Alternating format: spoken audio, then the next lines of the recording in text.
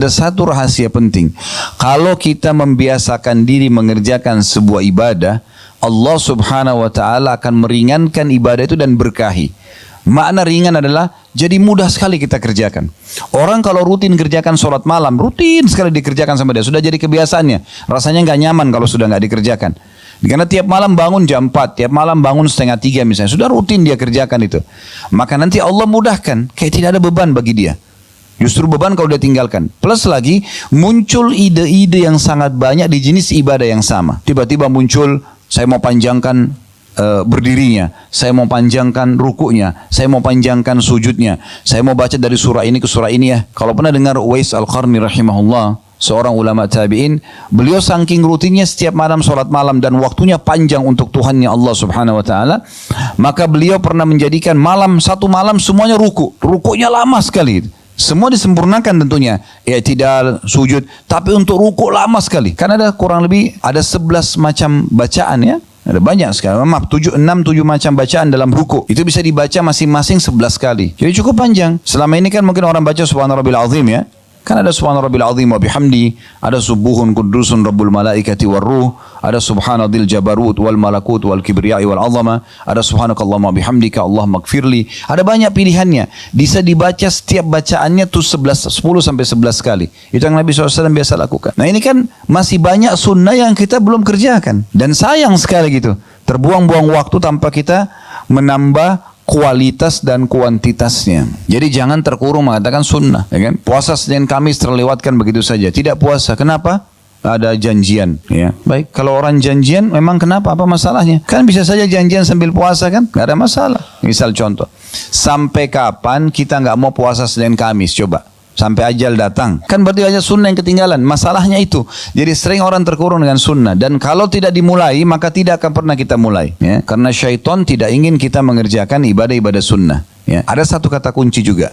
Orang kalau sudah sibukkan dirinya dengan sunnah, maka yang wajib jadi mudah buat dia. Orang kalau sudah biasa sholat sunnah, wajib itu pasti nggak ketinggalan. Orang kalau biasa puasa sunnah, puasa Ramadan itu mudah sekali buat dia. Kalau sepanjang tahun antum tidak pernah puasa, tiba-tiba tiba Ramadan berat rasanya. Tapi coba kalau orang sudah biasa Senin Kamis, Ayyamul Bid, udah biasa dia. Tiba Ramadan biasa aja. Ya?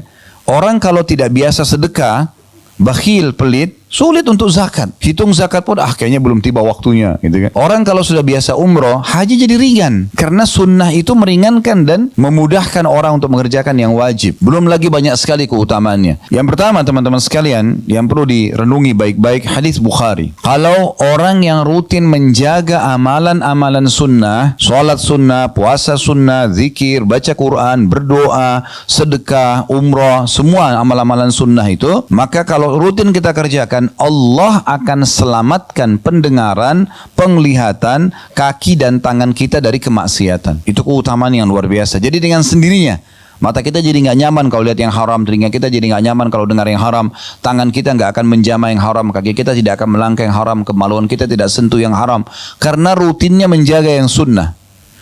Hadits Bukhari berbunyi dari Abu Hurairah radhiyallahu anhu, Nabi SAW bersabda, Inna Allah qala, sesungguhnya Allah subhanahu wa ta'ala berfirman, Man adali waliyan faqad adhantuhu bil harb.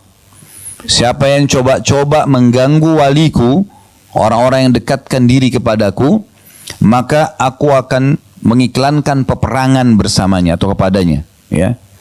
Jadi siapa yang berani-berani mengganggu orang-orang beriman, maka secara otomatis Allah yang berhadapan dengan dia. Jadi makin dekat Bapak Ibu kepada Allah subhanahu wa ta'ala, dan harus ada upaya pribadi untuk itu. Kalau bahasa saya sering saya katakan, paksakan dalam ibadah, paksakan dalam ibadah. Karena kalau tidak dipaksakan sholat malam, gak dipaksain puasa, gak dipaksain zikir pagi petang, baca Quran, gak bakal terjadi.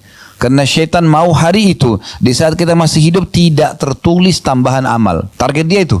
Kalau bisa ditinggalkan sama sekali, kalau tidak minimal ada yang berkurang. Maka orang-orang yang berdekatkan diri kepada Allah subhanahu wa ta'ala ini kalau diganggu, maka tenang saja, Allah akan datangkan tolongan atau pertolongan yang tidak disangka-sangka. Gak usah khawatir soal itu sudah janji Allah subhanahu wa ta'ala akan menolong. Kemudian dalam hadis ini dirincikan, untuk menjadi wali Allah, bagaimana caranya supaya kita termasuk orang-orang pilihan Allah subhanahu wa ta'ala. Orang yang kalau berdoa diijabah. Orang kalau punya permasalahan ditolong dan diberikan jalan keluar. Itu namanya wali Allah. Apa saja yang dia inginkan semua mudah.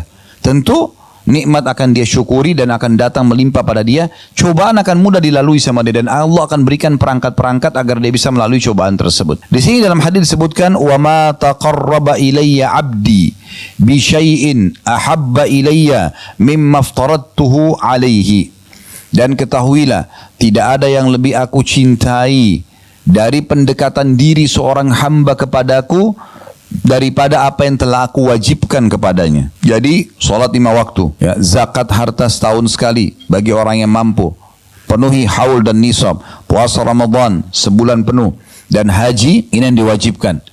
Itu yang paling Allah cintai, gitu kan? Kapan kita menjaga kualitasnya dengan baik, dan selalu kita tingkatkan, kalau sudah sampai pada tingkat terbaik kita istiqomahkan, maka itu adalah perbuatan yang paling Allah cintai. Ini sebab pertama orang menjadi wali Allah, yang akhirnya siapapun yang mengganggu dia Allah akan tolong gitu.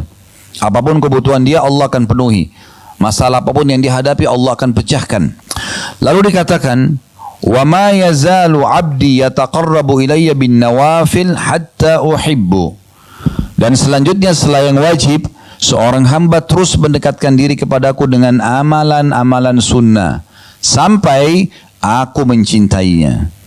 Jadi ternyata amalan sunnah bisa meraih cinta Allah Subhanahu wa taala. Maka Allah Subhanahu wa taala kalau mencintai seorang hamba, dia akan memuliakannya. Apa saja yang dilakukan, berdoa diijabah, ada masalah terpecahkan, ada orang mau niat jahat sama dia, itu bisa sebelum kena dia pun Allah SWT sudah bisa selamatkan. Berapa banyak orang yang tadinya mau tabrakan gak jadi tabrakan, Allah SWT selamatkan, gitu kan? Atau ada orang ingin mengatur sebuah makar tapi gak jadi, dibatalkan makar tersebut, gitu kan? Kuasa Allah Subhanahu Wa Taala. Maka itu semua dengan amalan-amalan sunnah.